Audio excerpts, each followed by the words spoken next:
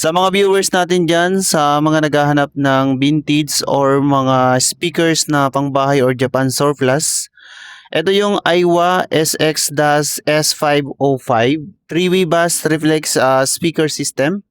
Woofer 170mm, con-type siya mga boss. Tweeter 50mm, edgeless na po to. And then Super tweeter na 40mm naman, ceramic type, no? Con-type din to mga boss, no? Ceramic type. Ang music power is 50 watts. Ang impedance ay 6 ohms. So made in Japan siya mga boss. Sa presyo naman, 3,800 less 20%. Bali 2,800 naman po ito mga bossing. Yan po yung presyuhan nila mga bossing, no? So ito naman ang Technics na SU-A200 stereo amplifier. So AC power nito ay 100 volt.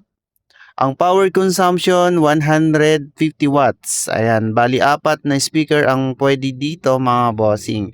Ang presyo naman ay 15K o 15,000 less 30%. So bali 12,000 na lang po siya mga bossing sa ngayon. Ayan, pasyalan nyo. Location address mga bossing nasa comment section. Another vintage na amplifier. Ito yung Sony TA-2650 integrated stereo amplifier. AC power is 100 volt.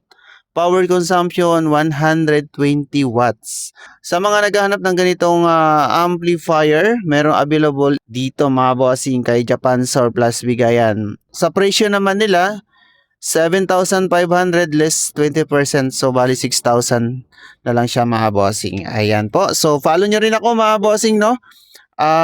Para sa mga latest update po natin sa mga viewers po natin, lalo sa mga naghahanap po ng mga ganitong klaseng amplifier or speaker. At syempre, nag-update po tayo kapag mayroon, lalo na kung mayroon new arrival kay Japan Surplus Bigayan. So malapit na mga bossing, darating na naman yung mga bagong amplifier, speakers at iba pa mga items nila. Maraming salamat po!